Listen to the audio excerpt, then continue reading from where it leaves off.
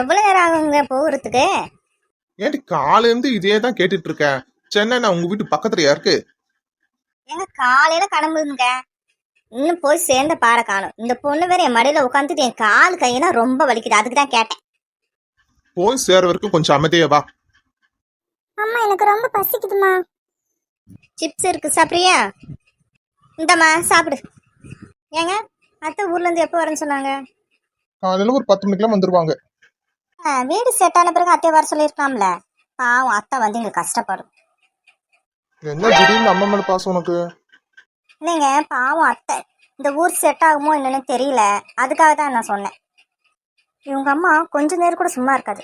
ஊர்லயே அந்த அலப்பறை பண்ணிட்டு இருப்பாங்க, இங்க வந்து என்னதான் பண்ண போறாங்களோ தெரியல. மீனா, மீனா அத்தை எங்க அத்தை போயிருந்தீங்க?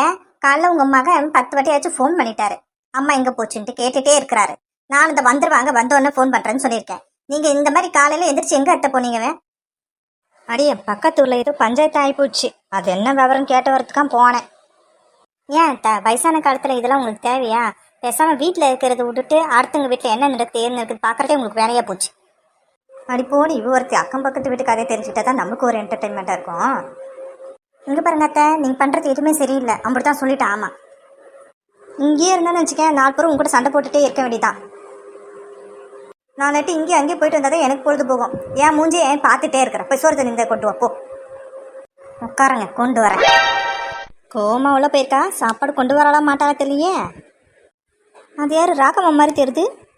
ஃபோன் பேசிட்டு எங்கேயோ போறா, என்ன எதுன்னு கேட்போம். ஏ ராக்கம்மா, ஏ ராக்கம்மா, ஏ ராக்கம்மா வாடிங்கிட்டு. என்னடி ஆச்சு ராக்கம்மா, ஏன் ஒரு மாதிரியா இருக்க? வேலைக்கு போன என் மகன் இன்னும் வீட்டுக்கு வரலாத்தா. ஏண்டி ஏன் என்னாச்சு, எப்பத்துலேருந்து காணோம்? நேற்று காலையில் போனான் அத்தா என் மகன், இன்னும் வீட்டுக்கே வரல. அழகா ராக்கம்மா, என் மகன் ராசு இருந்தால் கூட இப்போ என்ன எதுன்னு விசாரிச்சு பார்ப்பான். அவனுங்க கூட சுற்றிட்டு இருந்தானுங்க பசங்க, அவங்ககிட்ட கேட்டு பார்த்தியா நீ?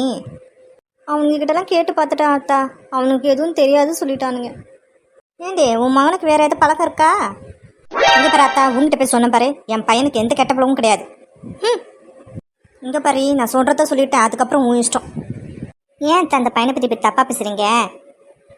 இங்கே பாரு ராக்கம்மா, உன் மகன் காலையில் வேலைக்கு கிளம்பும்போது நீ வீட்டில் இல்லை, அதனால் இங்கே வந்துட்டு என்கிட்ட வந்து 2 நாள் ஆகும்க்கா நான் வேலையிலேருந்து வரத்துக்கு, அம்மாட்ட சொல்லிவிடுன்னு சொல்லிட்டு போச்சு. நான் தான் சொல்ல மறந்துட்டேன். என்ன மீனா, நீ முன்னாடியே சொல்லியிருக்கலாம்ல, நான் ரொம்ப பயந்தே போய்ட்டேன் தெரியுமா. இங்கே பாரு ஆத்தா, நீ தேவையில்லாமல் குழப்பத்தை உண்டாக்குறேன், என் மகன் அப்படிப்பட்டவன் கிடையாது.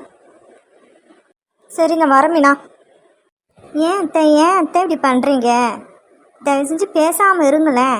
வாங்க வந்து சாப்பிடுங்க. இவன் ஒருத்தி நம்ம ஏதாச்சும் நல்லது செஞ்சாலே இவளுக்கு பிடிக்காது.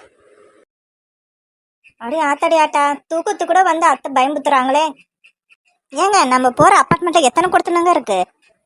அதுக்கான நிறைய பேர் குடியிருக்கிறாங்க. உங்கள் அம்மா ஊர்லேருந்து அப்பார்ட்மெண்ட்டுக்கு வந்துட்டாங்க, நம்ம வீட்டு தானே பஞ்சாயத்து தாங்க. அம்மா எனக்கு ரொம்ப பசிக்குதுமா, காரை நல்ல ஹோட்டலாக பார்த்து ஓரமாக நிப்பாட்டங்க, சாப்பிட்டு போயிடுவோம்.